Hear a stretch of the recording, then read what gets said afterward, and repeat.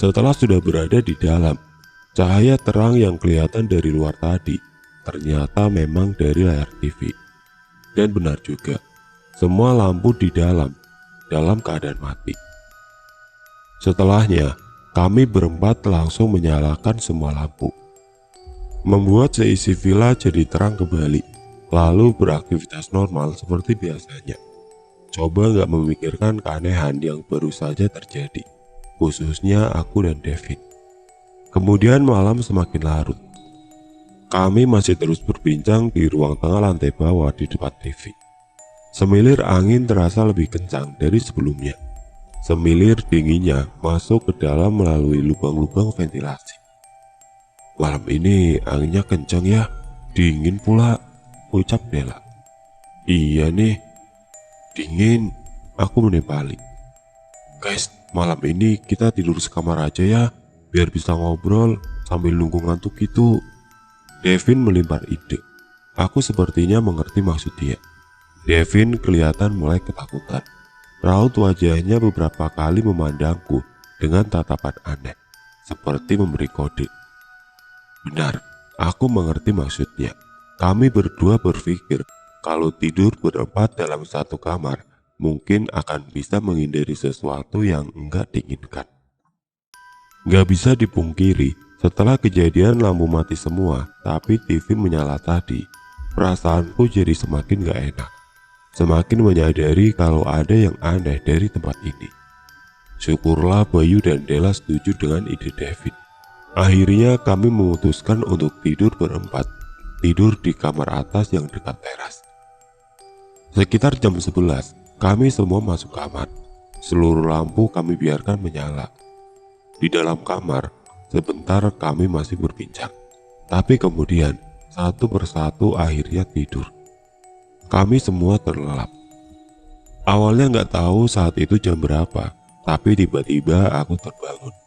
Kamar dalam keadaan gelap, hanya sedikit cahaya dari luar yang membantu penglihatan. Aku mengambil ponsel yang tergeletak di samping bantal, lalu melihat ke layarnya. Ternyata masih jam 1. Kira-kira baru 2 jam kami tertidur. Aku yang tidur di sisi ranjang dapat melihat kalau Bayu dan Devin masih di posisinya masing-masing tidur di lantai. Sementara aku dan Della di atas tempat tidur. Tapi tunggu, ternyata Della nggak ada di sebelahku. Dia nggak ada di tempat tidur. Kemana Della? Mungkin dia ke kamar mandi. Begitu pikirku dalam hati. Karena melihat pintu kamar agak terbuka sedikit. Mungkin itu pertanda kalau Della memang sedang ke kamar mandi. Dari celah pintu itu, aku dapat melihat lampu ruang tengah dalam keadaan mati. Jadinya temaram. Sedikit perang batin, logikaku mengatakan gak mungkin Della keluar kamar sendirian. Kalau harus ke kamar mandi, dia pasti akan membangunkanku untuk menemaninya. Gak akan mungkin berani sendirian. Lalu kenapa pintu kamar dalam keadaan terbuka? Tapi aku terus memaksa diri untuk berpikir positif. Coba menyingkirkan pikiran-pikiran jelek dan seram yang terus memaksa masuk ke dalam kepala. Aku hanya bisa diam, menunggu Della kembali ke kamar. 1 menit, 2 menit, 3 menit, 5 menit berlalu, belum juga ada tanda-tanda Della datang. Mulai semakin ketakutan bercampur panik. Menit berikutnya, aku berniat untuk membangunkan Devin dan Bayu agar kami dapat mencari tahu keberadaan Della bersama-sama. Tapi belum aku membangunkan mereka, tiba-tiba perhatianku teralihkan. Aku melihat kalau ada yang sedang berdiri di luar, berdiri di depan pintu. Della kah? Bukan, itu bukan Della. Ada anak kecil yang sedang berdiri di depan pintu. Dalam temaramnya cahaya, aku masih dapat melihatnya dengan jelas. Anak perempuan mengenakan baju berwarna gelap, rambutnya panjang tergerai ke belakang. Aku terpaku melihatnya. Anak perempuan itu tetap berdiri diam sambil menatapku. Beberapa saat lamanya aku seperti terhipnotis. Kami berpandangan, sampai kemudian tiba-tiba dia tersenyum, tertawa. lalu lari ke arah kiri menuju ke tangga. Aku seperti tersentak, lalu tersadar, kemudian merinding ketakutan. Lemas tubuhku kemudian. Beberapa detik kemudian, jantungku kembali seperti berhenti karena tiba-tiba anak perempuan itu muncul lagi. Kali ini dia berlari ke teras depan, berlari sambil tertawa riang. Aku semakin ketakutan. Hanya berselang beberapa detik, anak itu lalu kelihatan lagi, balik lagi berlari menuju tangga. Aku melihat semua itu masih dari celah pintu kamar yang terbuka.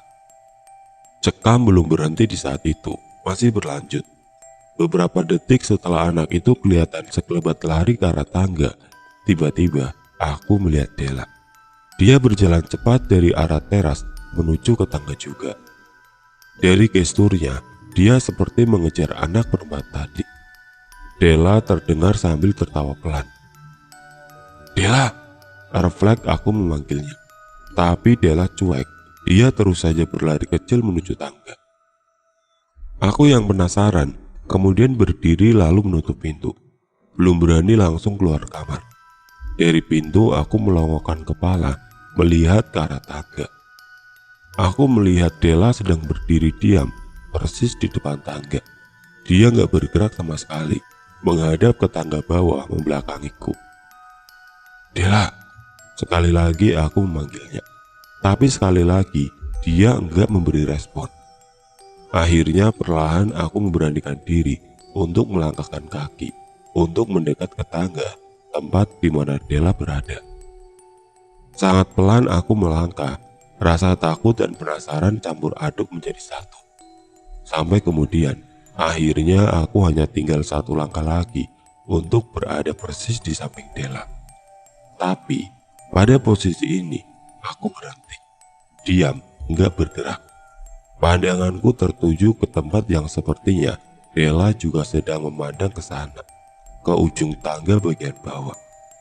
Nafasku sesak, lalu merasakan hawa panas yang tiba-tiba mengalir dari punggung, lalu menjalar ke seluruh tubuh. Aku melihat sesuatu yang menyeramkan di ujung bawah tangga.